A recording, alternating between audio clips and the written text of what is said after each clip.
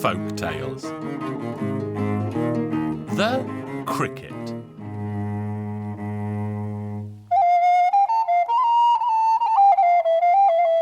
Once upon a time, there lived a bootmaker and a shoemaker. They were both as poor as church mice. One day the bootmaker said to the shoemaker, "Let the devil go hungry now, my friend. If we can't make an honest living out of our trade, let's make money any other way we can." So they thought and they thought until they came up with an idea. The shoemaker would lead the judge's 6 chestnut horses into the forest, tie them to a tree, and the bootmaker would read from an old book, as if it were written there, where the judge could find his horses. But all for good money, of course. That is exactly what they did, just as they had agreed. A search for the horses was launched that stretched far across the land, but to no avail. Then the bookmaker went to see the judge and said to him, "How much will you pay me, your worship, if I find you a clue?" The judge promised to pay him 300 florins. So the bootmaker took up an old book and began to read it out loud. Up on the snow-covered hillside, in the middle of the thick forest, all the 6 horses stand tied to a beech tree. That's where they will be found. All the village folk quickly prepared and hurried to the forest, where they found the 6 horses tied to a beech tree. Then the judge happily paid the bootmaker the 300 florins. News of Mr. Cricket, for that was the bootmaker's name, spread far and wide across the land. The myth was that he had a magic book, and nothing in the world could happen that he could not solve with the help of that book. Eventually even the king got word of this and was delighted by the news, as the queen had just lost her favourite ring and had made herself ill with crying. So the king had his royal carriage harnessed with 6 golden horses and sent off to fetch the bookmaker. He even sent his royal guards with it so that Mr. Cricket would come to no harm on the way back. Mr. Cricket felt so nervous that he began to shiver and quiver like a willow leaf, as he was afraid his deceit would be uncovered. When they arrived at the palace, the king greeted him with great joy. The king immediately set about telling him what had happened. "I'll have you know, Mr. Cricket, that if you find the ring, I'll give you 6 carts full of gold." "I'll do my best, your majesty, although I doubt I shall find it." Then he asked the king to have him locked up in a room so that he could think for 3 days. And the king willingly complied. He led Mr. Cricket into the loveliest room and sent him so much to eat and to drink that the poor man was at a loss where to begin. The first day went by, but Mr. Cricket came up with nothing. The second day went by, and the third, and poor Mr. Cricket began to lose heart. So he thought to himself that he would count how many courses he was going to have for the last meal of his life. The first servant came in with the first course, and Mr. Cricket said out loud, "Here comes the first." The servant was so frightened by this that he almost dropped the plate. He rushed out to the kitchen and said to the cook and the undercook, "Oh dear, we're done for. That magician knows we stole the ring." Of course, this was true. Indeed, it had been the servant, the cook and the undercook who had stolen the Queen's ring. They agreed that the second course should be taken in by the cook. And as the cook entered the room, Mr. Cricket said, "Here comes the second." The cook slammed down the plate in great fright and fled to the kitchen. "Oh dear, we're done for. I'll see what he says to me," said the undercook, and entered with the third course in hand. Of course, the bootmaker said, "Here comes the third." The undercook was so scared that he fell to his knees in front of Mr. Cricket and admitted that the 3 of them had stolen the ring. Then the servant and the cook ran in, and they too fell to their knees, begging him not to tell on them and promised to pay him 300 florins each. Mr. Cricket thought to himself that it sounded good enough. Beside the 6 carts of gold, he had them then produce the ring, which he pushed into a piece of white bread and threw it out of the window just as the king's turkeys were passing by. One of the turkeys picked it up and swallowed it at once. Mr. Cricket was thrilled to inform the king, "Your Majesty, I know where the ring is. Have that turkey killed and you will find the ring in its belly." So the turkey was killed, its stomach opened, and lo and behold, the Queen's ring came forth. Then the ring was taken quickly to the Queen. In the twinkling of an eye, the Queen stopped her sobbing and was filled with the joy of the world. The king had 6 carts filled with gold. Then he had Mr. Cricket driven home in the royal carriage, and his steward and a regiment of soldiers escort him so that no harm could come to all the gold. As they were riding along, an idea crossed the steward's mind. He thought, "I'll play a trick on you, you bootmaker magician." So he got out of the coach, spotted a cricket on the ground, picked it up and held it tight in his hand. Then he asked Mr. Cricket, "Well, if you know so much, tell me what I'm holding in my hand."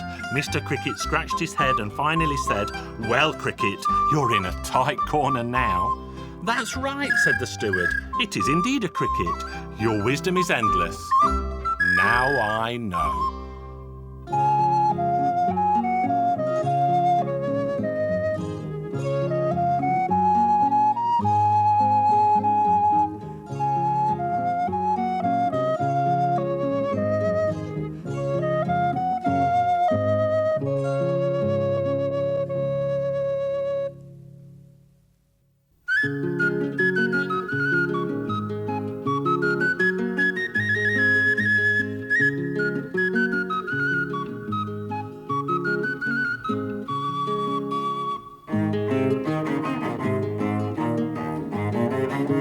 Hungarian Folk Tales.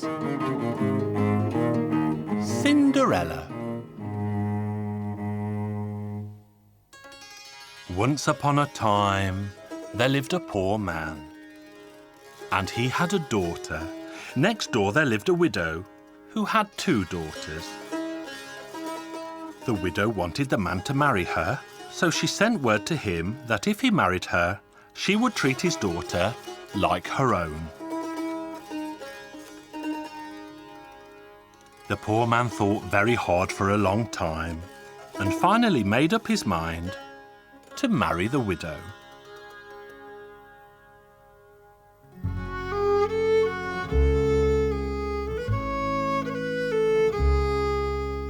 The stepmother always treated her stepdaughter like dirt and never went out of her way to cause her sorrow and pain. When Sunday came, the widow and her 2 daughters prepared to go to church. The stepmother said to Cinderella, "Here, while we're away at church, pick out the peas from the ashes, cook them, and serve them." The stepmother and her 2 daughters went off to church, and Cinderella was left behind. And she was about to begin to pick the peas out of the ashes when a flock of doves flew in through the window. They dropped 3 nuts and set about separating the peas from the ashes. The 3 nuts were sent by Cinderella's mother.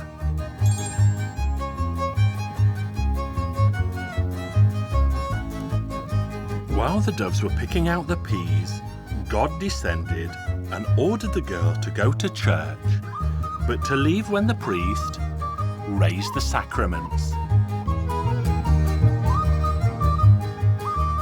Cinderella donned the silver dress and had a look at her reflection in the well before she left. When she saw herself, she was so pleased with what she saw that she almost fell into the well. The service was attended by the prince too. As soon as he caught a glimpse of Cinderella, his heart was captured. He couldn't take his eyes off her. But when the priest raised the sacraments, Cinderella left the church. The prince followed her right away, but the girl vanished into thin air and the prince could see no trace of her anywhere. Back at home, the girl took off her dress. The food was ready because God had prepared it for her. The stepmother came home with her 2 daughters. "You'll never guess what we saw at church. There's no one as beautiful as that girl in the whole wide world."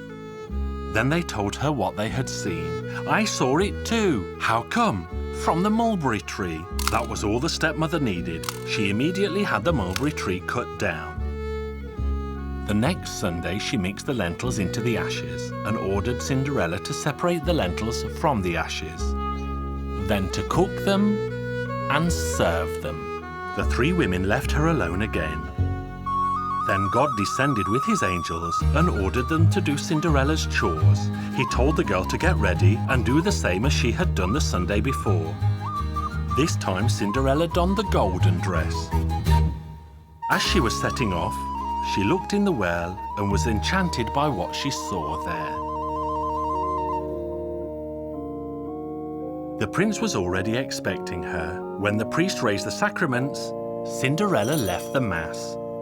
She vanished into thin air again. When Cinderella arrived home again, all the food was ready because God had prepared it all. You'll never believe what we saw. I saw it too, from the top of the well. The stepmother had it cut down at once.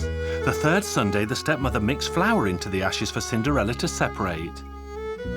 It was God again that did the job for her, and Cinderella donned the diamond dress and went off to Mass. But not without looking in the well first. She couldn't believe her eyes, she was so dazzling.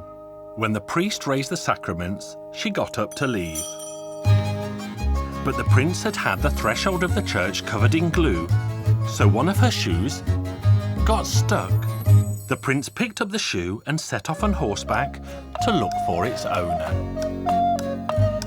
At home, the stepmother's two daughters were again boasting of what they had seen. Again, Cinderella told them that she had seen it from the roof of the house. Upon that, the mother had the roof of the house demolished. The prince went through the whole village. He had all the young maidens in every house try on the shoe, but it did not fit any of them. When he reached the stepmother's house, Cinderella was made to hide under the washtub while they waited for the prince. The girls tried on the shoe, but it did not fit either of them, despite their mother having carved bits off their ankles. Then all of a sudden the cockerel began to crow in the yard. "The pretty girl is under the washtub! The pretty girl is under the washtub!" The stepmother heard this and began to chase the cockerel, but the prince heard it too. The pretty girl was indeed under the washtub. She tried on the shoe, which fitted her perfectly. Then the prince said to Cinderella, "Love of my life, I'm yours and you're mine forever and a day." This time it was the stepmother's two daughters who were left behind.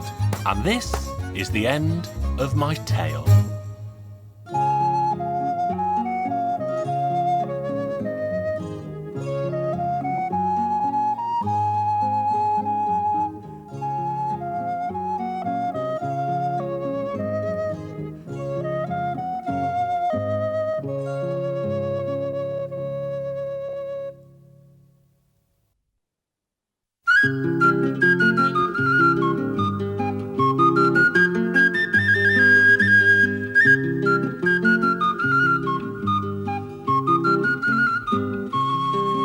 Hungarian Folk Tales.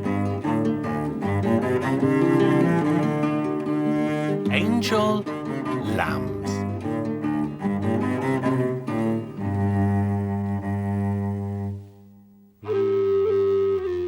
Once there lived a very poor man on the edge of the forest in his little hut with his wife and 3 sons. He earned his bread by cutting wood. Poor they were, and their life was hard. One day the man was working in the forest and had become very tired. He took out his satchel to eat the scone his wife had baked him in the ashes of the fire. While he was chewing away on his food, there came an old man. "What are you doing here, poor man?" "Just cutting some wood." "What's that you're eating?" "Nothing special, just a scone baked in the ashes. Won't you have a little for yourself?" "Listen, my man, have you a family?" 3 sons, but they're still small. "I need someone to serve me. I have a flock of sheep and it needs to be watched over. Give me your eldest son into service. 3 days he will work and 100 florins he will earn." Now the poor man went home very pleased and said to his son, "Listen, my boy, Tomorrow you'll come with me to the forest, and there you'll meet an old man who will take you into service." In the morning, his mother packed his satchel and off he went with his father to the forest. Hardly had they arrived when the old man came. He took the boy by the hand and led him away with him. Now they went deep into the forest until night fell. Then they came to a hut. "Now, son, here we are." Daylight came, the boy went out, and there he saw the fine flock of sheep. "This is the flock you are to watch over. Here's a staff for you to follow my lambkins. Here's a satchel for you so that you can bring back in it to me some of what they eat, and in it there's a flask for you to fill with whatever they drink from." So the lambs set off and made their way into the forest. The further they went in, the darker it became. Then they found a wide river before them, and there was only a narrow plank to cross the river. The sheep set off, but their weight was such as to bend the plank until their bellies were in the water itself. Now this worried the lad. "I'll never be able to cross on that plank, it'll collapse under me." The last of the lambs came to rub against his leg. "Just climb onto my back, and I'll take you across." But the boy struck its back roughly with the staff, lay on his stomach, in the grass, and waited. Some time later, he heard the sound of their bells as they came back. The last of them came to him and rubbed against his leg. "Follow us." Then his master's request came to his mind. He gathered together a handful of grass for the satchel, put some water into the flask, and followed the flock home. When they arrived, the old man was waiting for them in his yard. "So, my boy, I see you've brought my lambkins home. Are they still all here?" "Yes, master." "Did you bring what they ate?" "Yes, master." "Did you bring what they drank?" "That too, master." "Let me have a look." "No, my boy, that's not what they ate, that's not what they drank, for these lambs of mine cannot live on this. You didn't do your proper service. Tomorrow I'll take your next brother." But his younger brother didn't fare any better, for he did exactly the same with the old man's flock. At home, the poor man spoke to the youngest of his sons. "Son, it's your turn. Tomorrow you'll come with me to the forest." The next day, the old man was waiting for them. He took the boy by the hand and led him into the forest until it got dark. "Here, my boy, is where you will sleep." In the morning, the old man came to knock on the door. The boy hung the satchel around his neck and sat off after the sheep. The sheep walked and walked along the edge of the forest. Once they went into the forest, everything got dark. In the middle of the forest, it was so dark that the youngest boy was gripped by fear. All the more when they came to the river. "Oh, what will become of me if I cross the river as well?" One of the lambs came to rub against the boy's leg. "Child, sit on my back." So the boy sat on its back, and that's how they crossed the river. Once they were across, they went further and further into the dark until suddenly there was a great brightness in front of them. The boy had to rub his eyes, for there in the middle of the brightness was a chapel. The sheep quickly filed in. Once he was in, he saw the sheep shake themselves twice in front of the altar and change into angels. From a beautiful chalice, they served themselves each bread and a little wine. Then they shook themselves once again and turned back into sheep. The last of them to turn into an angel had taken the boy's satchel, then took bread, poured some wine into his flask, and put both into his satchel before setting off with the others towards home.